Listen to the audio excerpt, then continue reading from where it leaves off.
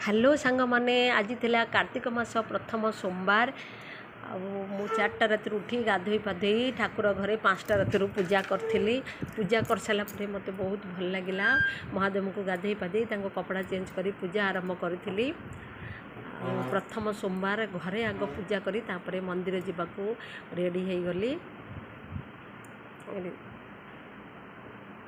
मंदिर ये आमर आम सार तोलुंट ये बेलपत्र तोली मंदिर जावाई रेडी होमें बेलपत्र तोलुंट बेलपत्र तोलिकी आम मंदिर बाहर जावाई पिछड़ बेल ये मंदिर बाहर गलु। घर पूजा करी मंदिर को गले टिके शांति लगे। जहाँ भी हो जो ठाकुर जो पूजार टिके ठाकुर समय देले मन बहुत शांति लगे। आपण मैंने भी यह फिल करते। तापर आम मंदिर को बाहरी पड़ू।